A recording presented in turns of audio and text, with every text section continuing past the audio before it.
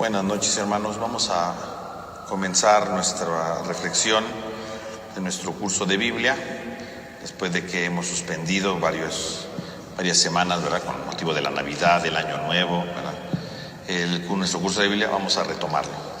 La vez pasada, la última vez, ¿verdad? El año pasado estamos hablando sobre el libro del Éxodo, el segundo libro de la Biblia. Empezamos a hablar un poco sobre ello y analizamos el primer capítulo, que es todo el preámbulo, ¿verdad? La estructura, ¿verdad? O la base más bien narrativa, que nos va a hablar precisamente sobre el pueblo de Israel, ¿no? Que está en cautiverio. Y analizamos también la primera etapa del capítulo 2 con el nacimiento de Moisés, y con eso se van poniendo como los preámbulos básicos para hablar del gran tema del Éxodo. Entonces, a modo de repaso, ¿verdad? Porque pues ya pasó algo de tiempo, ¿no? Entonces habíamos dicho nosotros en el capítulo 1, ¿verdad? Éxodo 1, que nos presentaba entonces a los dos grandes protagonistas de la primera parte del libro, ¿no? Por un lado tenemos a Dios y por otro lado tenemos al faraón. El faraón. Y decíamos nosotros, ¿verdad? En aquella clase, ¿no? Que estos son los dos grandes personajes que nos van a hablar sobre la libertad. Entonces Dios pues va a ser el que va a representar la vida y el faraón va a representar la muerte. Entonces el pueblo de Israel, obviamente el pueblo se va a situar del lado de Dios y Dios nos va a ayudar, ¿no?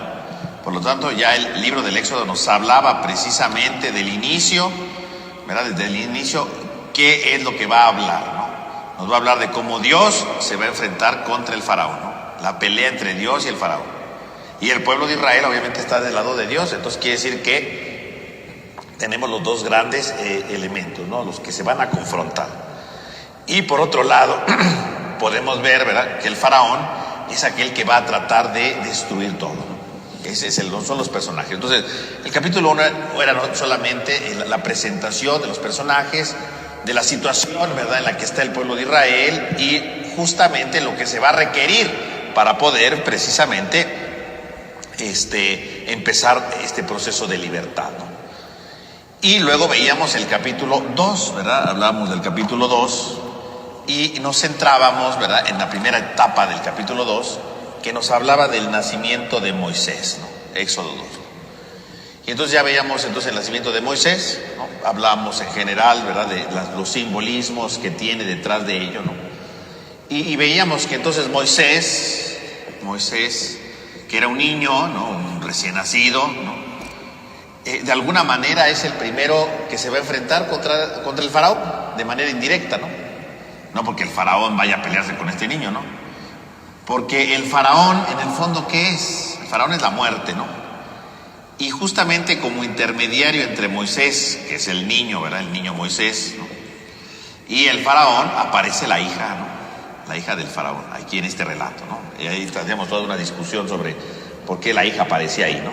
Y por qué Moisés lo habían arrojado ahí en el lago, ¿no? Eso ya lo hemos explicado. Entonces, la hija va a aparecer como intermediaria entre el faraón y Moisés. Y la hija va a decidir adoptar a Moisés. Esto es muy importante, porque aquí sí que la hija está desafiando al faraón. Las leyes que pedían que todos los niños murieran, la princesa decide adoptar a Moisés, ¿no? Y decide que Moisés quede salvaguardado por órdenes de ella, ¿no? Y que a este niño no le haga nada. Y entonces con ello, ¿verdad? Entonces vemos cómo la hija ha decidido optar por la vida. Esta hija, ¿verdad?, decide incluso sobreponerse a la ley de su padre para optar por la vida. Ella decide una sola cosa: lo que necesita este niño es vivir. Y entonces le gana el corazón y prefiere que viva. Y eso es lo que veíamos. Y entonces aquí empieza entonces la primera victoria de Dios. Y no es que Dios haya ganado ni con armas, ni con cosas extrañas, ¿no? Dios le gana al faraón con un niño, porque convence a su hija que sus leyes están mal. Aquí entonces hay el primer triunfo de Dios, ¿no? Porque Moisés efectivamente queda liberado de la muerte. Y veíamos, ¿verdad?, al final, sobre el nombre Moisés, sacado de las aguas, que decíamos que en realidad Moisés no significa eso, ¿no? Moisés más bien parece ser un hombre egipcio, ¿no? Y pues tendría cierta razón, porque al parecer Moisés va a crecer en el ambiente egipcio, pues obviamente va a tener un nombre egipcio, ¿no? Pero los autores bíblicos obviamente no les importa eso. Ellos tratan de relacionar el nombre de Moisés, aunque sea egipcio, con alguna palabra hebrea, ¿no?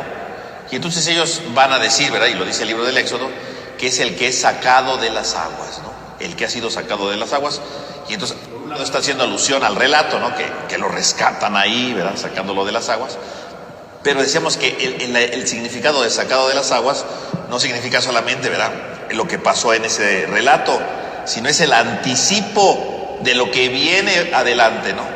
Porque justamente Moisés va a liberar al pueblo sacándolo de las aguas, ¿no? Cuando se abre el Mar Rojo. Entonces, el nombre de Moisés en realidad, que le están dando interpretaciones, el anticipo de su misión, ¿no? De lo que este niño va a hacer. Fue sacado de las aguas él, y en el futuro sacará de las aguas al pueblo para liberarlo definitivamente, ¿no? Entonces, ahí está el gran preámbulo. Entonces, ahí tenemos estos dos preámbulos que hemos visto. Y entonces, concluyamos hoy en la lectura del capítulo 2, ¿no? Que sería la juventud de Moisés, ¿no? Vamos entonces a leer ahora este texto sobre la juventud de Moisés. Entonces, en Éxodo 2, versículos del 11 en adelante, ¿no? Del 11 hasta el 25, ¿no? Entonces dice, ¿no? Un día, cuando Moisés ya era mayor, fue a donde estaban sus hermanos y vio sus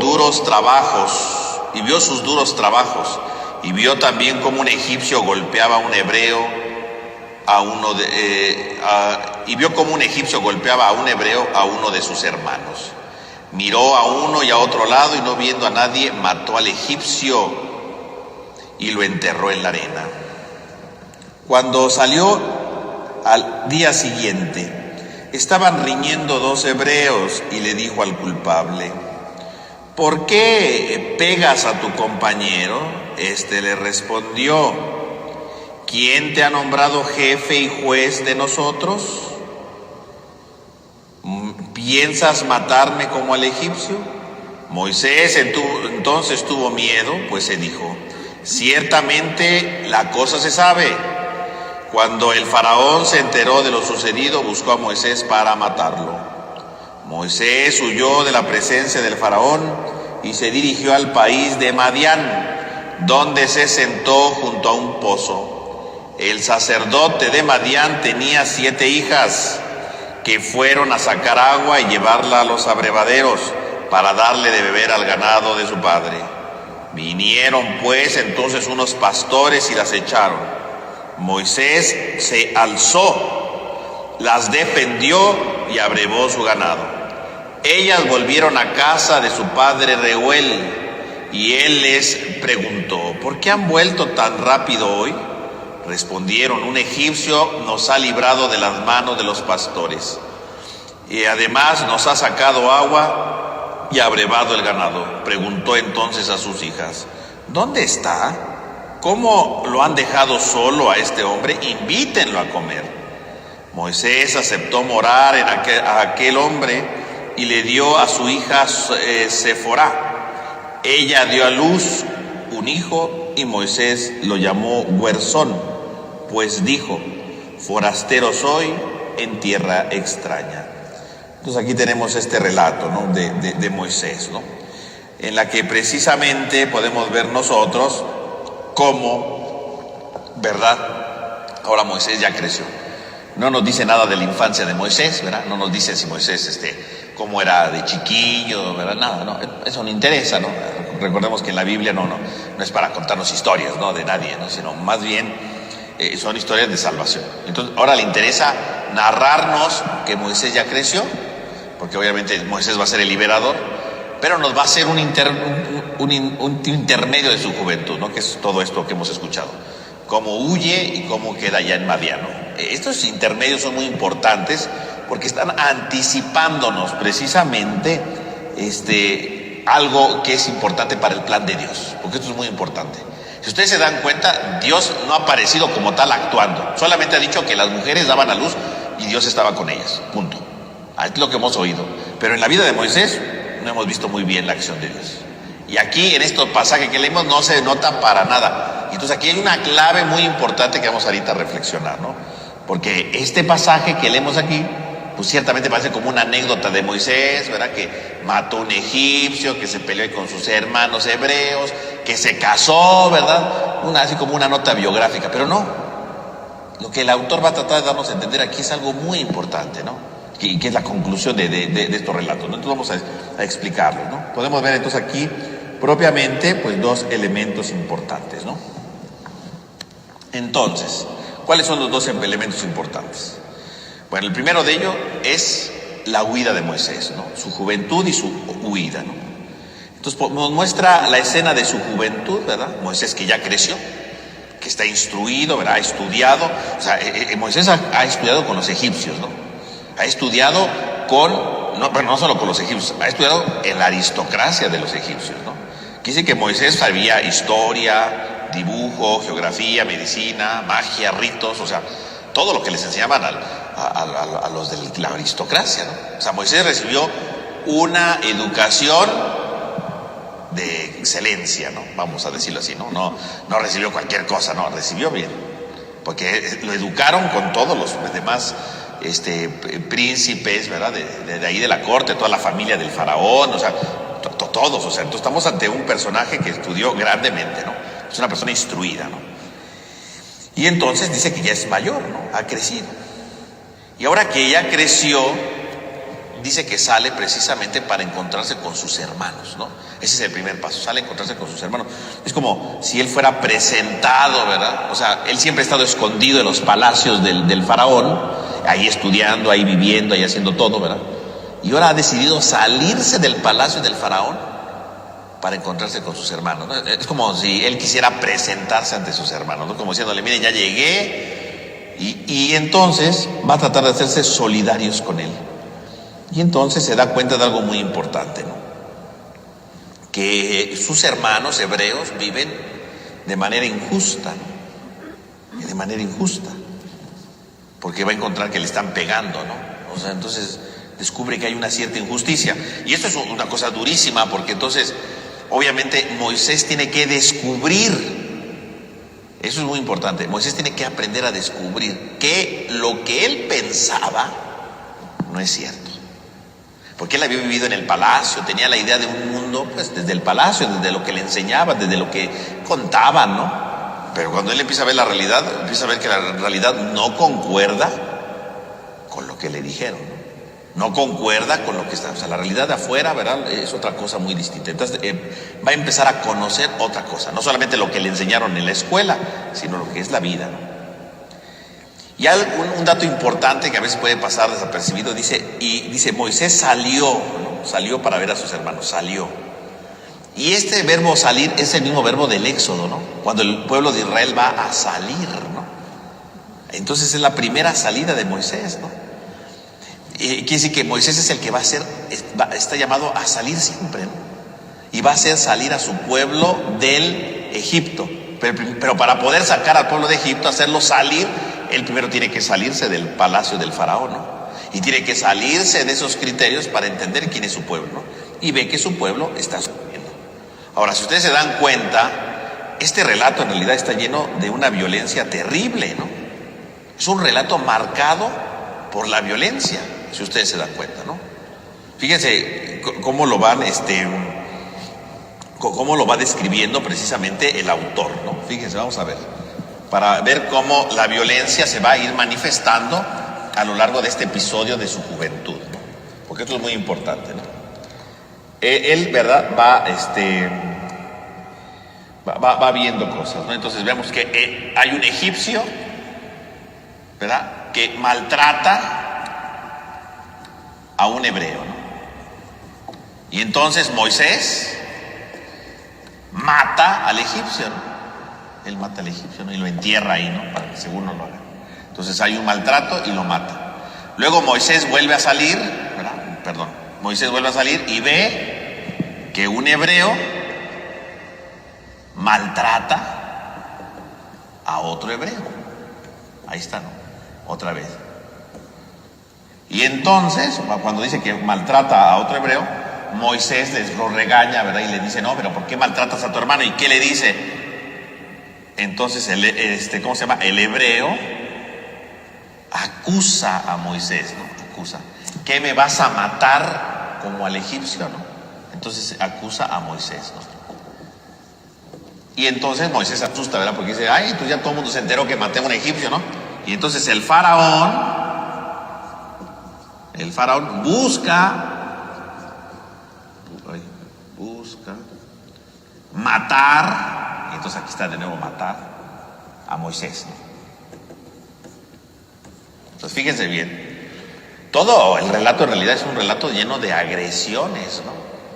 Todo el relato está lleno de violencia, todo el relato está lleno de destrucciones, ¿no? Un egipcio que maltrata a un hebreo, Moisés que mata a un egipcio, el hebreo que maltrata a otro hebreo, el hebreo que acusa a Moisés y el faraón que quiere matar al faraón, a Moisés, perdón, ¿no? Fíjese, ustedes se dan cuenta, todos los verbos que están aquí, después de que Moisés salió, resulta ser que Moisés se mete en un círculo terrible de violencia, ¿no? Moisés está en un círculo total de violencia, en un círculo total de destrucción, ¿no? Un egipcio que maltrata, un Moisés que no solo maltrata, mata. Pero resulta ser que no solamente los egipcios maltratan, los mismos hebreos se maltratan entre ellos. Por eso Moisés se enoja, o sea, como diciendo, yo maté a un egipcio porque maltrató a uno de mis hermanos, y ahora mis mismos hermanos se están maltratando. Hermanos no de sangre, ¿no? Hermanos de raza, ¿no? De hebreos, ¿no? O sea, ellos mismos se están maltratando. O sea, en el fondo, si ustedes lo piensan bien, Moisés se indigna mucho. ¿Cómo es posible que un hebreo maltrate a uno de mi raza, ¿no? A uno de mi pueblo, ¿no? Y se indigna tanto que mata al egipcio, ¿no? Y luego resulta ser que también entre los hebreos se maltratan. Y por eso Moisés lo regaña, ¿no? Y dice, bueno, a ver, ¿y tú por qué maltratas a tu hermano? No deberías de hacer eso. O sea, en el fondo Moisés se está dando cuenta que el mundo en el que vive allá afuera es un mundo de violencia, ¿no? Es un mundo total de agresiones, ¿no? Es un mundo total de destrucciones, ¿no? Y ante eso podemos ver entonces inmediatamente cómo el hebreo, ¿verdad?, acusa a Moisés, ¿verdad?, que tú me vas a matar como al egipcio. O sea, como diciendo, tú me estás acusando de que maltrato a mi hermano cuando tú mataste a un egipcio. O sea, no se compara, ¿no? O sea, yo puedo maltratar a mi hermano aquí y no pasa del maltrato, pero tú no maltratas, tú matas. Entonces, ¿que me vas a matar también a mí? O sea, si ustedes se dan cuenta, entonces hay un mundo de agresiones, pero curiosamente Moisés entró en este mundo de agresiones y fue peor que ellos, porque el egipcio maltrataba, los hebreos se maltrataban, pero Moisés no maltrató a nadie. Moisés fue más tajante, mató. O sea que Moisés empieza a conocer un mundo de violencia, pero Moisés, cuando empieza a conocer este mundo de violencia, se da cuenta de algo, que él se empieza a hacer uno con ese mundo de violencia y en exceso termina matando. Y el otro tiene miedo, ¿no? ¿Me vas a matar a mí? ¿Me vas a matar acaso a mí? Y entonces obviamente si Moisés mata, el faraón también quiere matar a Moisés. Quiere matar. Entonces Moisés ya se metió en el ámbito de la violencia. Ah, bueno. Y en este ámbito de la violencia, Moisés llegó al extremo de matar. ¿Qué es lo que se merece Moisés? Que lo maten a él. El faraón obviamente va a querer matar a Moisés. Fíjense, o sea, estamos entonces ante un evento de destrucción terrible, ¿no? De violencia infinita, ¿no? Eso es un pasaje lleno de violencia, ¿no? Y bueno, y vemos cómo los hebreos no aceptan a Moisés. O sea, no es que digan, ay, mira, es Moisés. No, o sea, en realidad ni lo conocen. ¿Quién va a conocer a Moisés? Si Moisés salió a conocer la realidad, obviamente no lo conoce, ¿no? Y además seguramente tiene ciertos rasgos egipcios, ¿no? Entonces ni les interesa, ¿no? Y cuando él lo regaña, dice, ¿quién te ha puesto como jefe y juez de nosotros? Jefe y juez, o sea, ¿quién te dio esos dos cargos, no? O sea, el jefe el que dirige, el juez el que decide lo que es bueno y malo. ¿Tú a poco, quién te puso de jefe, no? O sea, ¿tú, de cuándo acá tú nos diriges? ¿Tú como quién eres, no? Y como juez, ¿no? O sea, ¿tú cómo decides si puedo maltratar o no? O sea, tú pretendes ser jefe y juez porque matas. Entonces me vas a matar a mí también. Fíjense cómo la cosa es terrible, ¿no? Porque aquí dice que Moisés se está metiendo justamente en un ambiente de gran violencia, ¿no?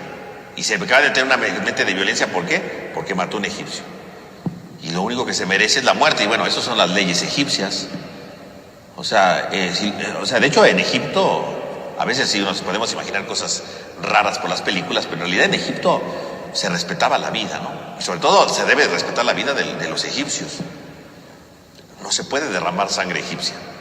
Por lo tanto, Moisés cometió un gran delito, que no solamente es matar a alguien, mató a un egipcio, es una cosa terrible, ¿no? Nadie puede matar a un egipcio. Lo único, el que mata a un egipcio, ¿qué es lo que le espera? La muerte. Por eso dice que el faraón lo buscaba para matar. Obviamente el faraón lo conoce, pues vivía ahí y se enteró que mató a un egipcio y lo mató. No lo mató porque se defendió, porque lo quiso atacar. No. Lo mató nada más porque sí, ¿no?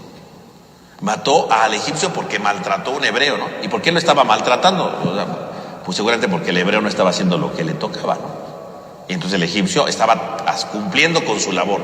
Si no trabajas, hay castigo, ¿no?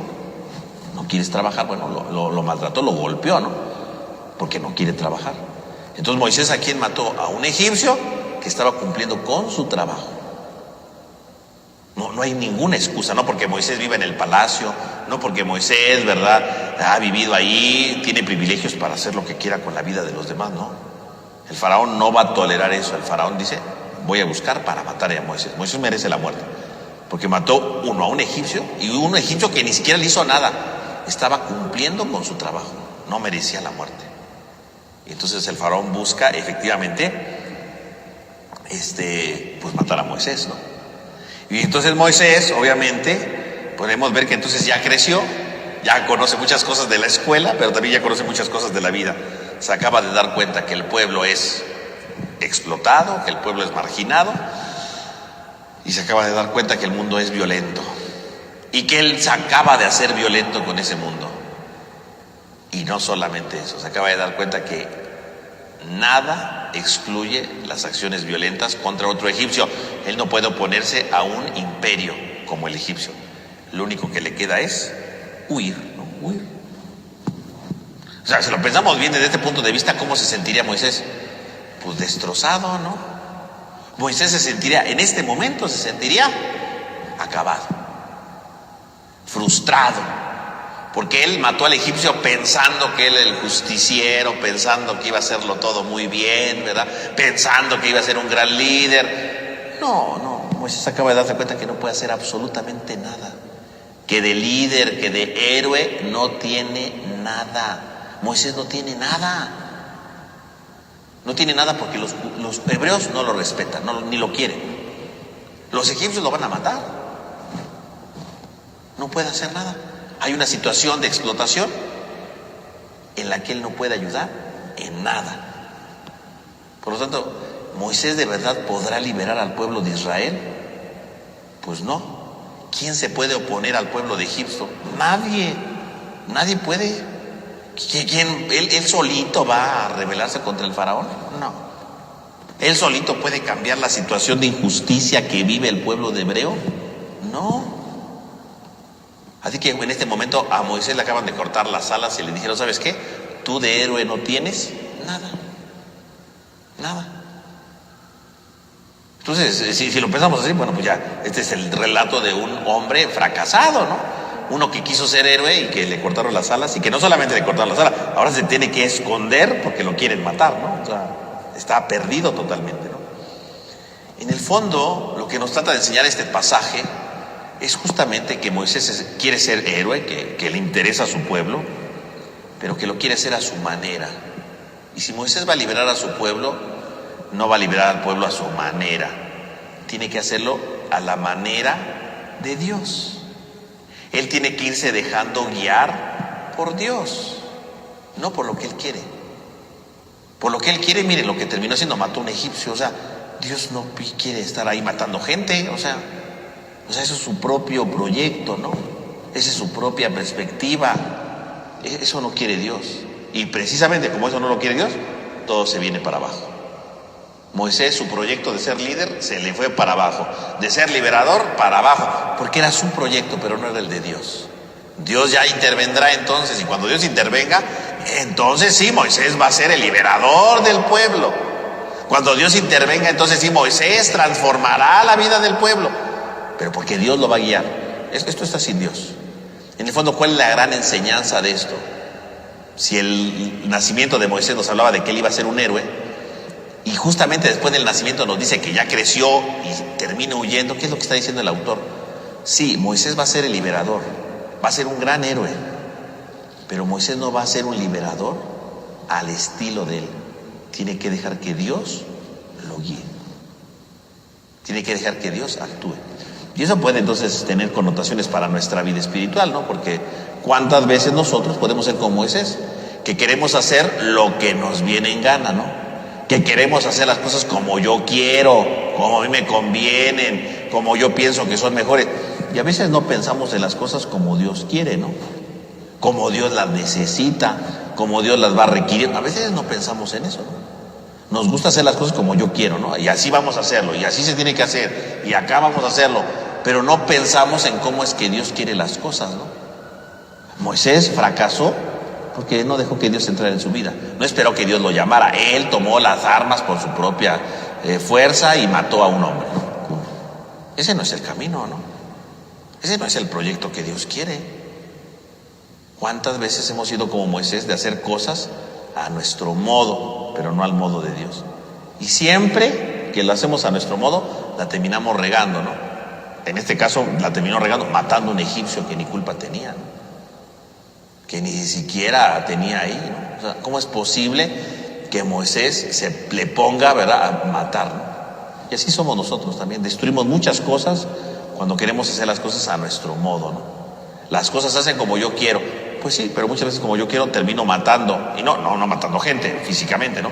Pero termino matando esperanzas, termino matando confianzas, termino matando ánimos, yo qué sé. ¿Por qué? Porque hago las cosas como yo quiero, como según yo digo que son mejores, ¿no? Y no me importan los demás, no me importa lo que el otro piense, no me importa lo que el otro diga, no me importa lo que el otro requiera, no me importa nada. Si no viene de Dios no sirve, ¿no? Y a veces queremos hacer tantas cosas sin Dios, ¿no? Y pueden ser cosas sencillas o cosas complejas, ¿no? A veces hay matrimonios que no lo hacemos con Dios, ¿no? Hay gente que se casa y no se casa dejando que Dios los guíe, ¿no? No, yo me voy a casar, no, pero mira, conoce, no, yo hago lo que quiero. Y al final, fracasó todo. Bueno, ¿por qué fracasó? Pues porque a lo mejor no metimos a Dios, ¿no?, en la vida. O a lo mejor tenemos un proyecto, a lo mejor con un hijo, yo qué sé, hay muchas cosas, ¿no? Y a veces no metemos a Dios. Pero cuando metemos a Dios, las cosas son diferentes. Y no son como yo digo, son de otro modo. Son de otra manera, son de otro modo distinto, ¿no? Pero Dios va a actuar de otra manera, ¿no? No matando a un egipcio y escondiéndolo en la tierra. O sea, ese no es el puro camino de Dios, ¿no? Por lo tanto, el texto nos habla no solamente para contarnos que Moisés mató a un egipcio, sino para hacernos ver cómo Moisés se sintió líder por un día y le bajaron los humos luego, porque no sirvió para nada. Todo se vino para abajo en la vida de Moisés, ¿no? Y terminó todo con violencia. Y entonces Moisés tiene que huir, ¿no? Y entonces, como leíamos hace un momento, pues Moisés huye y se va a ir a Madián. Y entonces, en la segunda parte, ¿verdad?, nos sirve porque ahora sí Moisés va a empezarse a preparar realmente, ¿no? Y entonces, Moisés, de un ambiente de violencia, ¿no?, decíamos hace un momento, un ambiente lleno de violencia, de muerte, de agresiones, de maltratos. Ahora viene todo lo contrario. La segunda escena, cuando Moisés huye y llega ya a Madián, ¿qué es lo que sucede? En la segunda escena es la escena de la paz. Todo es paz. Bueno, hay un pedacito ahí que decíamos, ¿no?, que hay unos pastores ahí que revoltosos que Moisés defiende a las mujeres, ¿no? Pero si ustedes lo piensan bien, ¿cómo se llama? Moisés, en el fondo, va a llegar a un lugar de paz. Porque lo que Moisés necesita tenía como este ardor por ser un gran guerrero, ¿verdad?, este ardor por ser un gran hombre, ¿verdad?, un luchador. Y entonces le dice, a ver, cálmate, Moisés, ¿verdad? Esto no es el camino, ¿no? A ver, vele bajando 2 rayitas a esto, o sea, no es esto, ¿no? Terminaste matando a una persona, esto no va así. Moisés lo que necesita ahora es calmarse. Y justamente esta escena que sigue no es simplemente, decimos, para contarnos la vida de Moisés, es para ver cómo Moisés va a empezar a calmarse, va a calmarse. Entonces, este relato está en función de la tranquilidad que Moisés necesitaba interiormente, ¿no? Y si ustedes se dan cuenta, no nos damos cuenta, porque en español no nos damos cuenta, ¿no? Dice, Moisés se fue al país, se fue a habitar el país de Madián. Moisés se sentó junto a un pozo.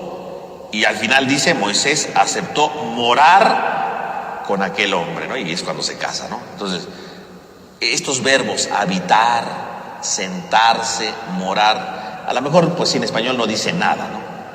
Pero estos verbos tienen una raíz que hablan de la paz, ¿no? De la tranquilidad, más bien dicho, ¿no? Son palabras que están construidas con una raíz que habla de paz. Entonces, habitar no significa solamente que llegó a vivir, no, habitar significa que quiso establecerse ahí para tener paz.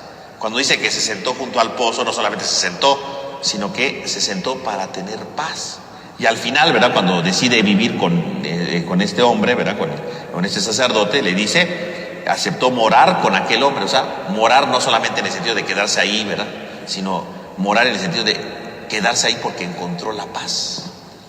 Claro que en español, pues esto no se nota, ¿no? Cuando lo vemos en español, decimos, no, pues esto se pierde totalmente, ¿no? Pero en el fondo, el relato está en función de la paz. Lo que Moisés necesita después de toda la agresión que ha vivido es que en su corazón haya paz. Y entonces sí, si Moisés tiene la paz, alcanza la paz, Dios lo puede llamar, porque ya se le van a quitar todos estos ínfulas de violencia y de agresivo y de guerrero, porque va a llegar la paz a su vida, ¿no? Entonces, este relato está en función de la paz. Y entonces dice que Moisés va huyendo, llega a Madián, dice, se sentó, ¿verdad? Ahí tranquilamente, ¿verdad? Para alcanzar paz sentado, junto al pozo, junto al manantial, se puede traducir junto al manantial. Y esto es muy importante, porque en el pozo, ¿qué se hace? Se saca agua, ¿no? Y nos vuelve a hablar del tema del agua, ¿no? Así como Moisés, ¿verdad? Fue, ¿verdad? Sacado de las aguas, ahora Moisés está junto al manantial, junto al pozo, donde se saca el agua. Por lo tanto hay la bendición de nuevo y por lo tanto hay de nuevo la liberación. Ahora Moisés va a ser sacado de otra agua distinta, de su agua de violencia, para empezar con la paz. Está junto al pozo. Y bueno, nuevamente está hablando de esto, ¿no? El sacado de las aguas está junto al pozo para sacar agua. Es todo un juego de palabras, ¿verdad? Que a veces no se da uno cuenta ahí, ¿no? Y entonces dice, el sacerdote de Madián tenía 7 hijas que fueron a sacar agua. 7 hijas, ¿no? El 7 es el símbolo de la totalidad, todas las hijas posibles, y por lo tanto toda la bendición posible que tiene este hombre, y van ahí, ¿no? Y entonces Moisés, ¿verdad? Va a defender a estas mujeres, ¿no? Estas hijas, ¿no? Porque dice que cuando van a sacar agua del pozo, llegan los pastores y las echaron, ¿no? Como diciéndole, nosotros vamos a sacar agua primero, ¿no? Y Moisés se enoja de nuevo, ¿verdad? Como diciendo, ahora van a pobres mujeres, ¿no? Y entonces dice, salió en su defensa y entonces le dio de abrevar al rebaño de las mujeres, ¿no? Salió en su defensa. Este salió en su defensa es el mismo verbo que va a aparecer más adelante. Cuando Moisés va a sacar al pueblo de Egipto, dice, y Moisés salió en defensa del pueblo. Así como salió en defensa de estas mujeres, después va a salir en defensa del pueblo. Por lo tanto, está anticipándonos el relato. Efectivamente, cuando llega la paz, puedes defenderlo, pero ya no con agresión, porque no dice, y mató a los pastores. No, solamente los puso parejos, ya dejen de molestarla, ¿no? Y los pastores se fueron. Pero fíjense cómo cambia Moisés. Cuando realmente llega la paz, tú puedes defender a los demás. La verdadera defensa de los demás no se da siendo agresivo como Moisés, matando gente. Eso no es. Eso provoca más violencia, ¿no? Bueno, provoca más violencia. Mató al egipcio y luego lo querían matar a él. Eso no soluciona problemas, ¿no? En cambio, cuando llega la paz, sale a defender a las mujeres de los pastores, los pone parejos, déjenlas en paz y permite que las mujeres saquen agua, ¿no? Es otra cosa distinta, ¿no? Pero con armonía, ¿no? A veces nos gusta ser muy violentos, muy agresivos, estar gritando, estar golpeando, creyendo que eso es lo importante. No, no. La defensa no necesariamente necesita golpes, se puede vivir desde la paz, ¿no? Una paz que surge en el interior del hombre, ¿no? Ahí es donde comienza todo, ¿no? Entonces Moisés tiene que empezar a aprender que efectivamente él va a ser un gran defensor del pueblo, pero desde la paz. Y efectivamente vamos a ver a Moisés liberando al pueblo y peleándose con el faraón. ¿Y cómo se pelea con el faraón? Diciéndole, saca al pueblo. Bueno, si no, Dios va a actuar. Saca al pueblo, que no, Dios va a hacer esto. Pero ya no vemos a Moisés ahí golpeando al faraón, ¿verdad? Moisés va a encontrar la paz y va a descubrir que la mejor manera de defender al pueblo, como defendió a las hijas, es desde la paz, desde la armonía en su corazón. Fíjense que no hay ningún momento de agresiones, porque cuando ya llega con el faraón, si hubiera sido ese Moisés de aquí, cuando llegó con el faraón, obviamente lo conocía, ¿verdad? Eran familia. Le hubiera dicho, suelta a los egipcios. El otro le hubiera dicho, no lo voy a soltar. ¿Cómo que no? Agárrenme que me lo he hecho, porque era un hombre agresivo, ¿no? Obviamente no le hubiera hecho nada al faraón, pero hubiera sido agresivo. No, Moisés tiene que entender que la libertad no se gana con la violencia, ¿no? Que la verdadera paz no se gana con la violencia. Por eso las guerras pues no sirven para nada, ¿no? Uno dice, no, es que hay una injusticia, hay que hacer una guerra para liberar. Es cierto, las guerras nunca arreglan nada, ¿no? Una guerra, una revolución nunca arregla nada, ¿no? Después de una revolución, ¿qué es lo que hay? Hay muertes, hay problemas económicos, ¿no? Hay destrucción de cosas, de casas, o sea, y los que eran pobres pues, siguen siendo pobres, ¿no? Y los únicos que se hacen ricos pues son los nuevos líderes que movieron la revolución, pero todos los demás siguen igual de fregados, ¿eh? O sea, una guerra supuestamente para liberar, lo único que genera es más pobres, genera más violencia, genera más sangre, pero no genera paz. Es mentira, una guerra jamás genera paz, ¿no? Ese siempre ha sido el discurso de nuestros tiempos, porque es el discurso de los tiempos de hoy, ¿no? Vamos a hacer una guerra para liberar a las personas. No, ninguna guerra libera a nadie. Ninguna guerra libera a nadie. Una guerra puede, sí, a lo mejor tirar a un presidente, a un emperador, yo qué sé, no puede tirar a alguien para que otro ocupe su lugar, pero va a ocupar su lugar con un baño de sangre y con otra cosa, ¿verdad?, de destrucción y de pobreza. Y los que dice que iba a liberar, pues siguen igual de fregados que antes, ¿no? Solo que con un nuevo líder, ¿no? O sea, las guerras son un engaño total, ¿no? Eso es en contra del plan de Dios, ¿no? Por eso Moisés tiene que huir y se tiene que dar cuenta que no va a ganar nada armando ejércitos y peleándose. No debe haber muertes, ¿no? Al contrario, tiene que entender que todo se puede a la luz de la experiencia de la palabra de Dios que sana, que transforma y que libera, ¿no? Eso lo tiene que entender Moisés. Y aquí lo empieza a entender, ¿no? Estando en Madián, empieza a entender lo que es la paz. Y puede liberar a las hijas puede ayudar, ¿verdad? Puede salvar a las hijas de este sacerdote. ¿Por qué? Desde la paz, no desde la violencia. Vean cómo Moisés va creciendo, ¿no? Cómo Moisés va transformándolo todo, ¿no? Y fíjense cómo aquí las cosas son distintas, porque en este relato cada acción de Moisés tiene una acción de paz.